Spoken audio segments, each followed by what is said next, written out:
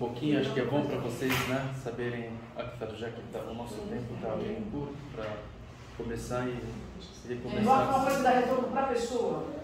Isso, dá retorno para a pessoa. Vamos lá, vamos ver o que é o Waqf. Bismillahirrahmanirrahim, alhamdulillah, sallallahu ala nabiyina Muhammad wa ala alihi wa sahbihi ajma'in. O Waqf, hoje eu atrasei um pouco porque a gente estava correndo atrás junto com a diretoria da questão do Waqf, do benefício da mesquita, da nossa mesquita. O benefício da mesquita, nós sabemos que as mesquitas, as escolas, todas dependem às vezes das pessoas, de doações. Muitas vezes as pessoas não têm como doar, ou a própria diretoria ela corre atrás do fulano e ciclano e tal, e esse tem condições, o outro não tem condições, e muitas vezes atrasam as contas. Então isso o Islã nos ensinou para que aquilo que tem uma importância na nossa vida, nós deveremos fazer um waqf. Um waqf é aquilo que você deixa na sua vida um recurso para beneficiar uma casa de Deus, para beneficiar os pobres, para beneficiar as escolas, para beneficiar qualquer coisa que seja útil para a comunidade muçulmana. Então, Awqaf, tipo, nós temos a história do Waqf do Uthman ibn Affan. Uthman ibn Affan, ele tem vários Awqaf. Há 1400 anos atrás, ele fez em Medina Awqaf, que seria alguns lugares onde tem plantações de tâmaras. Ele deixou aquilo lá para os muçulmanos. Até o profeta Muhammad sallallahu alaihi wasallam, ele deixou várias coisas também para beneficiar os muçulmanos. Abu Bakr, Umar ibn Khattab, ele citou em tal lugar, em tal lugar, em tal lugar. Esses lugares são waqf. Uthman ibn Affan, quando o profeta Muhammad sallallahu alaihi wasallam chegou em Medina, e ali tinha um poço em Medina, onde as pessoas bebiam água. Esse poço era de um judeu. Nós sabemos que os judeus, eles vieram para Medina esperando o último profeta que iria estar lá. Então eles vieram de todos os lugares para permanecerem dentro de Medina. Isso a gente está levando na Sira, né? Na vida do profeta Muhammad sallallahu alaihi wasallam. Então, quando o profeta chegou, os muçulmanos tinham poucos poços para tirarem água para eles beberem.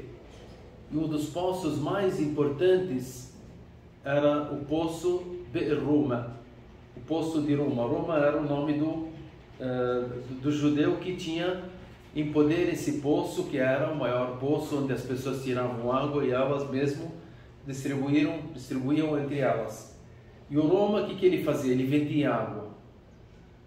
E ele aumentava o preço às vezes, até que as pessoas sentiram dificuldades em relação a isso.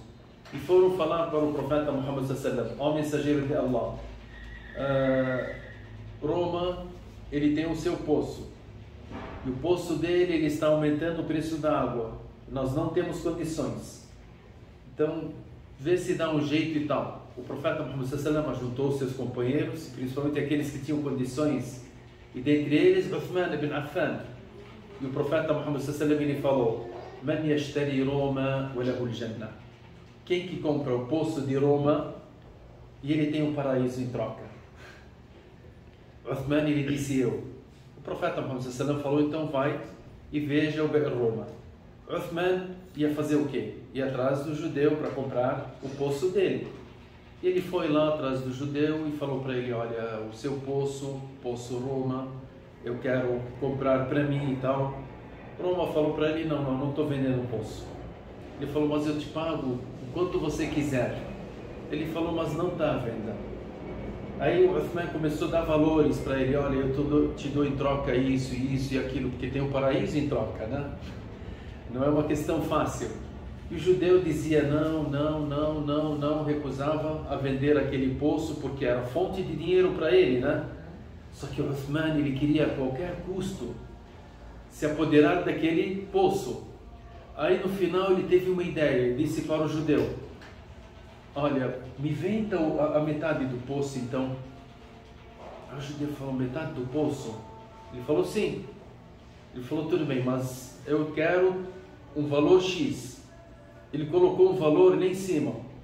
O Uthman falou: tá aqui, ó, esse é o valor e a metade do poço é meu. Ele falou: tudo bem. Aí o Uthman ele foi até o profeta Muhammad sallam a juntar os muçulmanos, e o Uthman ele falou: olha, a metade do poço como é que é?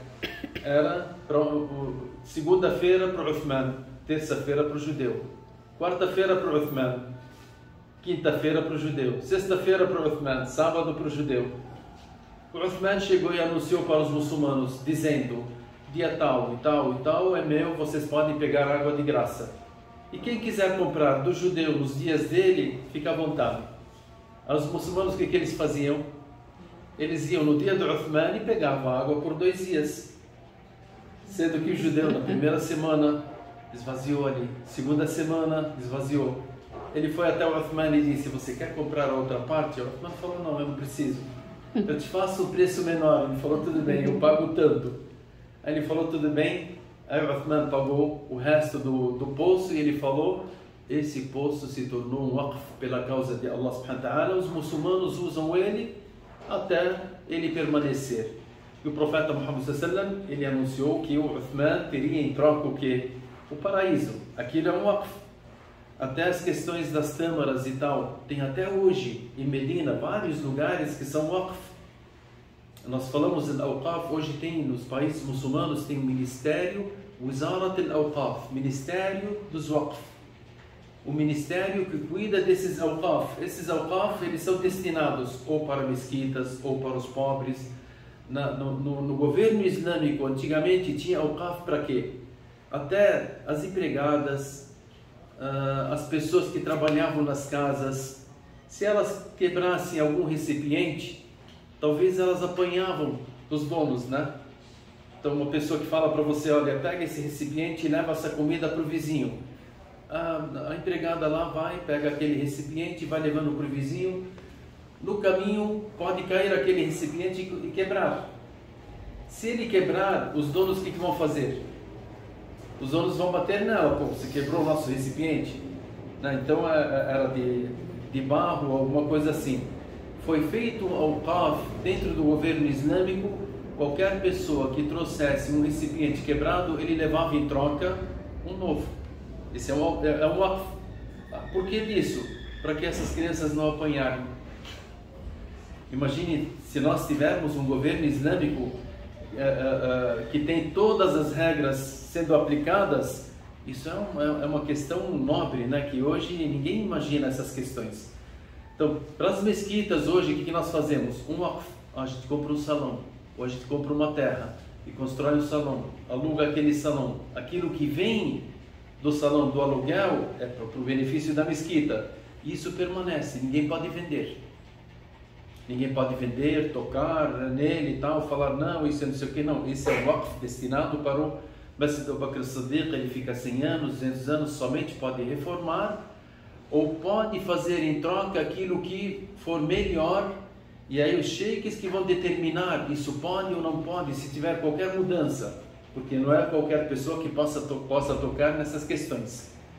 Isso nós precisamos em todas as nossas mesquitas, nas escolas, para os pobres. Isso é necessário. As pessoas não têm essas ideias, mas alhamdulillah, elas estão começando a ter um pouco dessas ideias e começaram a fazer, né? E a gente incentiva as pessoas: olha, por que você não fazer algo benéfico para você, não para o resto da vida? Enquanto você permanecer no seu túmulo, esse benefício virá para você. Por isso o profeta Muhammad sallallahu alaihi wasallam fala: إذا مات ابن آدم انقطع عمله إلا من ثلاث. Se uma pessoa morrer, as suas ações elas se cortam. Acabou. Ele morreu, cortou as ações. Ele poderia fazer salat, agora já não faz mais salat. Podia recordar a Allah, já não tem mais condições. Poderia tirar um zakat, não tem mais condições de fazer zakat. Uma sadaqa, não tem mais condições. Colocam ele, joga naquele túmulo, não leva nada, nem um travesseiro, nada. Tampam ali, ele não leva nada com ele. Ele somente leva o quê? 3 questões que o profeta Muhammad sallallahu alaihi wasallam ele disse que a pessoa pode levar. Quais são? Uma pessoa que tiver um filho virtuoso que faz súplicas por ele. Essa súplica ela vai até ele. Um conhecimento benéfico que você ensina às pessoas. Enquanto as pessoas estão ensinando outras pessoas ou colocando em prática aquilo que você ensinou elas, aquilo beneficia essa pessoa no seu túmulo. Ou uma caridade permanente. Qualquer tipo de caridade permanente, aquilo lá vai para quem? Para a pessoa que está dentro do seu túmulo. Talvez uma pessoa fale, o meu filho ele suplica por mim. Hoje a gente fala o quê? A gente suplica pelos nossos pais falecidos. No máximo que você possa suplicar pelos seus avós, né? E os bisavós? Eu nem conheço, nem sei quem que são.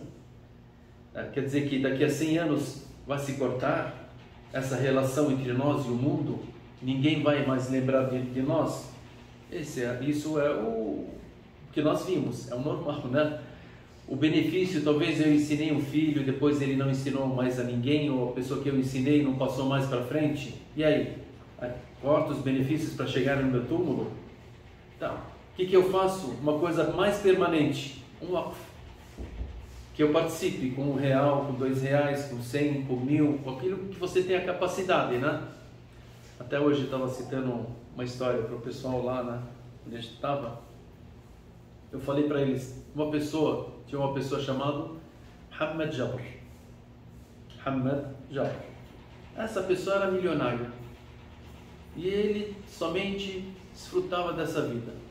Ele viajava para todos os lugares, o lugar que tinha coisas para ele aproveitar, ele ia.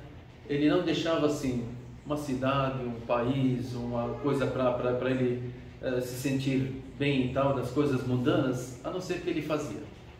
E dentre as coisas que ele fazia, ele visitava qualquer cidade que ele visitava, ele perguntava para as pessoas: qual a coisa mais interessante que vocês têm na cidade? Pessoal, aquele museu, aquele lugar, aquele caminho, aquele restaurante, aquele tal. E ele ia, aproveitava. Até que ele chegou num lugar, numa cidade, ele perguntou, eles falaram, olha, a coisa mais estranha que tem nessa cidade é o cemitério deles. O que tinha o cemitério deles? Eles falaram, vai lá, visite o cemitério que você vai ver o que tem nesse cemitério, né? Aí ele foi lá, olhou assim, ele via o fulano, o nome dele, nascido em 1920, falecido em 1970. Quantos anos ele tem? 2 meses. Certo, tem 70 anos e não 2 meses. O fulano nasceu em tal ano e faleceu em tal ano, ele tem 1 semana de idade. O fulano tem 2 dias de idade. O fulano tem 3 semanas. O fulano tem 3 meses. Em todos os túmulos estava escrito assim: data de nascimento, data de falecimento e a idade da pessoa. A idade era totalmente diferente do que nós conhecemos, né? De 70, 50 anos, 40 anos. Aí ele foi perguntar para as pessoas lá: mas como? Como é que vocês fizeram colocar essa idade dessa pessoa? Aí uma pessoa foi explicar para ele que aqui na nossa cidade a idade real da pessoa é por aquilo que ele oferece para a nossa sociedade de bem. Então, uma pessoa que construiu uma mesquita, ele ficou 1 ano construindo a mesquita por conta dele, nós falamos que essa pessoa tem 1 ano de vida real. Agora, aquilo lá que ele desfrutou das questões mundanas, o problema é dele. Para nós, ele teve esse 1 ano de vida. O fulano, ele foi dando caridades para as pessoas, ele foi lá orientar as pessoas durante 1 semana. E somente isso que ele fez durante a vida dele. Ele tem uma idade de 1 semana. Uma pessoa que ensinou as pessoas 2, 3 meses. E somente isso que ele fez, de coisas boas. Então nós colocamos a idade dele de 3 meses. Então quando morre uma pessoa, a gente vai na casa da família dele e nós perguntamos: o que o falecido fazia de bem? E nós contávamos os dias que ele praticava de bem e a gente falava: é um dia, é um mês, é tal. Essa é a idade real que nós colocamos nos túmulos, né? E esse isso homem... é real, Chay? Não. Isso é real ou... É real. Mas onde que é isso? Não é país muçulmano não, né? Talvez país muçulmano, certeza, né? Aí esse homem, o que ele falou? Ele olhou assim e viu que, poxa vida, coisas boas, eu nunca fiz nada. Coisas particulares minhas, de aproveitar a vida, de fazer farras, de visitar, de fazer, eu fiz de tudo. Agora, se as pessoas chegarem e falarem para mim, o que você fez de coisa boa na sua vida? Eu vou ficar lembrando, nunca ajudei ninguém, nunca fiz uma caridade, nunca ensinei ninguém, nunca fiz tal. Aí ele pegou e falou para a pessoa que estava na frente dele, olha meu amigo, se eu morrer agora, aí você escreve, Muhammad Jabr, min batni ummihi ila al-qabr. Muhammad Jabr, da barriga da mãe até o túmulo, direto. Eu não tenho idade nenhuma. Então nós não queremos ter uma idade zero, né, na realidade. Por isso que a gente fala, é um incentivo, né? Eu lembro quando começamos com o Waqf da UAME, nós começamos em 2007, 2008, mais ou menos. Eu incentivei as mulheres, principalmente em Taubaté, e até aqui, né? Vocês lembram, né? Aí começaram a juntar, até o pessoal lá de Taubaté, o Haj Najib, o pessoal pegou e falou, olha, chefe, tem uma quantidade aqui. E quem? Das mulheres. Ajuntaram entre elas. Elas querem colocar isso no Waqf também, querem participar. Isso é bonito, toda pessoa fazer algo na sua vida que depois que morre, ele já tem aquilo, porque nós sempre falamos, né? Quando a pessoa morre, por mais rico que ele seja, nem um travesseiro ele leva junto para o túmulo. Não, embrulhou ele, colocam ele lá, e o que ele leva? As suas ações. As suas ações. Em relação aos seus bens que ele deixou no mundo, em relação aos seus bens que ele deixou no mundo, ele terá duas tristezas. A primeira tristeza, se ele tiver milhões, ele não consegue levar nada junto com ele. Ah, mas alguma coisa, tal, se for quente, se for frio, para fazer isso, para tal, para ajudar. Não, você não tem nada. Os próprios filhos, as pessoas, a família, ninguém coloca nada ali. Nunca vimos alguém colocar alguma coisa no túmulo, né? Uma vez a gente estava enterrando um jovem, eu lembro, isso já faz uns 20 anos atrás, né? Coitado, o pai dele estava tão assim, sofreu tanto, ele tinha uns 25 anos, 30 anos, né? Ele falou, chefe, tá frio agora, eu não poderia deixar um travesseiro junto com ele? Eu falei, não, nem travesseiro, nem cobertor, aí vai depender das ações dele aqui, né? Isso significa que o que mais assim estava sentido é o pai. Ele queria deixar alguma coisa para o filho no túmulo. Nem que se for um travesseiro, não tem como. Travesseiro nenhum, cobertor nenhum, cama nenhuma, nada, nenhum dinheiro, nada. Então, a pessoa que deixa uma riqueza aqui, a primeira tristeza que ele vai ter, que não vai poder levar nada desse dinheiro, desses bens. A segunda tristeza, que tudo que ele tem de benefícios, ele será cobrado por isso. Ali no túmulo, de onde que você trouxe, e aonde que você deixou, e aonde que você gastou. Centavo por centavo ele será questionado. E os herdeiros eles vão levar, dividir, talvez eles falam, deixa para o seu pai. Se ele quisesse, ele deixava. Isso ele deixou para nós. Ele já fez para a vida dele lá. Isso ele foi deixado para nós. A maior parte dos filhos falam isso. Se ele quisesse fazer, ele faria na vida dele. Eu já ouvi falar muito essa palavra. Se ele quisesse, ele faria. E outros falam, ele já fez muito. Isso é nosso. Poucos que vão falar, não, eu vou deixar um pouquinho aqui, em nome do meu pai, da minha mãe, do meu filho, do fulano, do ciclano. E por isso que a gente fala, antes de você partir, veja o que você consegue fazer para si mesmo.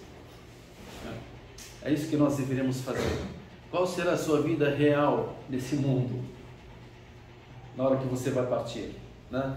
Essas questões são importantes na nossa vida para sabermos. E por isso que o Islam ele colocou o Waqf, é uma coisa importante. Hoje nós temos, nos países muçulmanos, a maior parte, em vários países, terras, locais que são conhecidos. Na Palestina mesmo tem 16% da Palestina é Waqf. O Haram em Meca, a maior parte é Waqf. Quem que fez esses Waqf? Sahaba. Eles deixaram desde aquela época. Nós temos até quem vai para a Umrah e vai perto de Arafat, ali em Meca, e vai ver, vocês vão ver um córrego na montanha, um córrego assim, não tem água hoje, né? Isso daí era no tempo de uma das esposas de um califa, né? Que ela fazia, o que ela fez? Ela trouxe água, fez isso de waqf, trazendo água de Taif, 100 quilômetros, passando por aquela montanha e pegando toda aquela montanha para que todos os peregrinos tomassem água enquanto estiverem fazendo a peregrinação. A ideia dela, de dar água para os peregrinos. Subhanallah, hoje você passa e fala Zubayda, Waqf Zubayda, isso daí, era chamada de Zubayda. As pessoas do Sheikh, olha, isso daqui é Waqf Zubayda. Quanto tempo? Quase 1000 anos. Subhanallah, ainda é lembrado. Waqf de quê? Era para passar água ali para os peregrinos. Ela trouxe lá no Taif. Quanto que custou aquilo lá para que as pessoas bebessem água? Esses awqaf são grandes benefícios para as pessoas que querem o benefício depois da morte, né? E são questões que a gente deve pensar sempre no nosso futuro. Qual que é o nosso futuro? É o túmulo. O nosso futuro nós deveremos construí-lo da melhor forma. E a melhor forma são as questões do waqf. Até os nossos irmãos, eles estão falando agora, a gente estava com eles, né, no grupo, né, eles falaram assim, que uma pessoa falou, eu quero construir esse waqf sozinho. A diretoria falou, não, deixa todo mundo participar. Porque para uma pessoa que tem condições de falar, eu quero fazer, para surgir uma outra coisa depois, tem muitas pessoas que querem participar. Então deixa todo mundo participar, mesmo que for com uma pequena quantia, né? Olha, eu coloco 100 reais, mas eu participei. Aqueles 100 reais, eles vão permanecer comigo até o dia do final, né? Aquele colocou 1000 reais, aquele colocou 100 mil, aquele colocou 50 mil. Então essa participação nós deveremos ter na nossa vida e deveremos procurar.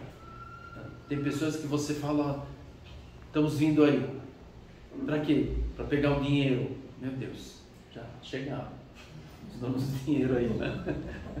Sendo que antigamente, o que as pessoas falavam? Quando alguém batia na porta, e as pessoas, antigamente, os verdadeiros muçulmanos que sabiam a realidade do Islã, quando eles abriam a porta e viam que era uma pessoa que estava pedindo algo para beneficiar as pessoas, eles chegavam e falavam, Marhaban bi mutahhirina, seja bem-vindo aquele que nos purifica, seja bem-vindo aquele que nos purifica. A purificação, né? Hoje a gente fecha a cara. Nós deveremos ser mais sorridentes em relação a isso, né? Deveremos procurar, deveremos saber que o mundo é passageiro. Allah, o mundo é passageiro. Nós não sabemos que hora que a gente vai partir. Na hora que você parte, Allah subhanahu wa ta'ala já citou no Corão essas questões. Hatta idha ja'a ahadahum al-maut, na hora que chega a morte para uma pessoa, dessas pessoas, qala rabbi irji'un. Oh Allah, me deixa voltar, me deixa voltar. Para quê? O que você quer voltar? Qala rabbi irji'un la'alli a'malu salihan fima tarakt. Talvez eu faça algo benéfico naquilo que eu deixei de bens. Até no outro versículo, para ele fazer uma caridade. Ele pensa, a primeira coisa que ele pensa em quê? Caridade.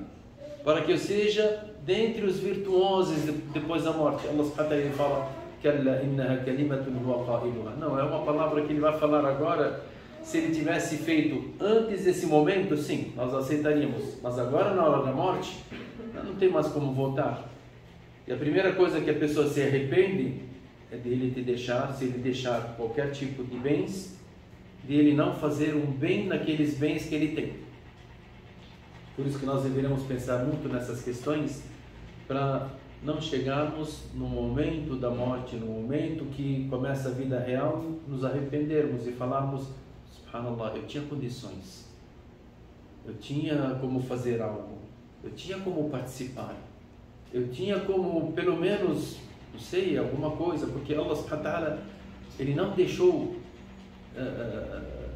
somente para os ricos, não, qualquer pessoa tem o alcance. O profeta Muhammad sallallahu alaihi wasallam, quando ele nos fala sobre o hadith, no dia do juízo final, quando nós estaremos todos numa fileira para sermos julgados por Allah subhanahu wa ta'ala, o profeta Muhammad sallallahu alaihi wasallam, ele fala que cada pessoa ficará ali perante Allah subhanahu wa ta'ala, ele olha à sua direita e ele vê aquilo que ele apresentou de boas ações.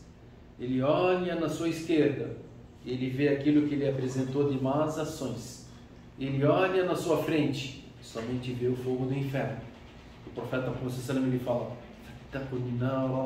ele fala: que se defendam do fogo do inferno, mesmo que for com metade de uma tâmara.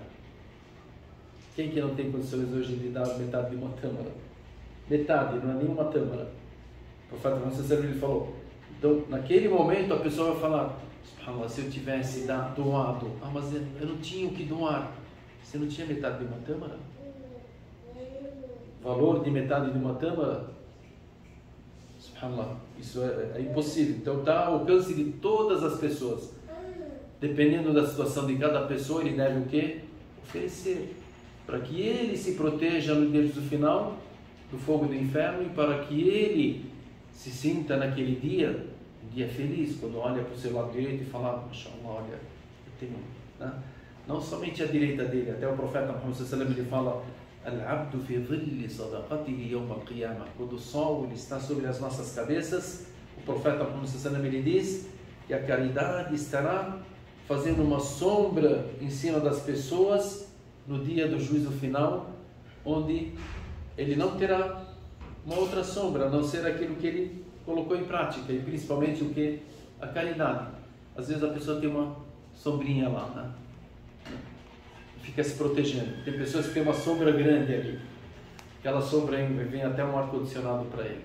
Por quê? A caridade dele era grande. Nós falamos grande dependendo da situação de cada pessoa. Às vezes eu tenho somente R$100. Eu fui lá e doei R$50. Eu vou ter uma sombra grande, porque eu doei a metade da minha riqueza. E outra pessoa que tem acho que milhões e vai dar R$500. Ele tem uma sombrinha pequena, por quê? É 1/1000 daquilo que ele tem. Dependendo daquilo que você tem que dar de caridade para que você se sinta protegida no dia do final, inshallah. Já deixar herança para as pessoas é caridade? Deixar herança? Deixar herança você vai deixar obrigatoriamente. Não leva nada tipo compensa? Não. O profeta Muhammad sallallahu alaihi wasallam, ele falou, ele disse para nós, incentivando para que a pessoa faça doações, doe para fulano, para fulano. Ele falou: não chegue no último momento da sua vida e você chega e fala: dá isso para o fulano, dá isso para o meu filho, dá isso para minha filha, dá isso para minha esposa, dá isso para os meus pais. O profeta Muhammad sallallahu alaihi wasallam falou, ele disse: e isso já será dado para essas pessoas, você falando ou não. Entendeu? Então, nos últimos momentos da vida dele, não adianta ele chegar e falar: entrega isso para o fulano e aquilo para o fulano. Aquilo vai ser obrigatoriamente, porque ele vai partir. Para onde que vai ser aquilo lá? Vai ser dividido conforme Allah subhanahu wa ta'ala determinar. Então não vai. Então é bom a pessoa, se ele quiser dar, ele dá em vida para ajudar. Com certeza ele tem o quê? Ele tem um valor. Ajuda um filho, ajuda uma pessoa, ajuda um parente, ajuda um necessitado, ajuda a fazer um ato em vida, enquanto ele está forte. Por isso, o Rasul ele fala: a melhor das caridades. Quais que são? A melhor das caridades é aquela que você faz enquanto você estiver em vida, forte, temendo a pobreza e querendo a riqueza. Você querendo ser rica, corre, eu quero ser rica. E você teme: será que eu vou ser pobre depois e tal, se eu gastar tudo? E de repente você pega daquele dinheiro e dá em caridade. Essa é a melhor caridade. Tá? Você querendo ser rica e temendo a pobreza. E mesmo assim você tira daquele dinheiro e dá em caridade. Essa é a melhor caridade. Por quê? Ali a pessoa fala: eu vou ser pobre, não quero dar. Eu quero ter tal não sei o que, não quero dar. Então os dois lados te seguram. E mesmo assim você fala: não tem nada que vai me segurar para dar caridade. Você tira e já dá. também se a pessoa deixou a herança e depois os filhos se mataram por causa da herança, também a pessoa então não leva o pecado. Ele será questionado por aquilo que ele deixou. Se for uma coisa lícita, alhamdulillah. Se for 1 centavo ilícito que foi colocado naquela herança que eles levaram, ele será questionado e julgado por aquele centavo. Tá? Agora, depois que ele morreu e a herança for dividida, aí cada um vai... O problema é dele. Agora, ele será questionado por aquilo geral que ele deixou. É um dinheiro geral que ele deixou, ele será questionado por todo ele. Depois que ele for questionado por todo ele, a divisão entre os herdeiros, se eles vão brigar, se eles vão não sei o que e tal, isso é o problema deles. A não ser que ele falhou em educá-los, principalmente quando são filhos. Ele trabalhou somente para enriquecê-los e não trabalhou para dá-los a religião, indicá-los o caminho certo, o caminho. Allah subhanahu wa ta'ala ele fala: وَمَنْ يَتَّقِ اللَّهَ يَجْعَلْ لَهُ مَخْرَجًا وَيَرْزُقْهُ مِنْ حَيْثُ لَا يَحْتَسِبُ. Aquele que temer Allah subhanahu wa ta'ala, Allah irá fazer para ele makhrajan, quer dizer que portas, a porta, a saída. وَيَرْزُقْهُ مِنْ حَيْثُ لَا يَحْتَسِبُ. Deus irá dar para ele o sustento de formas que jamais ele consegue imaginar. Às vezes você fala: o meu sustento está vindo daqui, é esse. E se isso faltar, e agora? O que eu faço? Você fica lá com a sua preocupação, pensando que todo o sustento está através desse fulano, dessa coisa ou dessa fonte.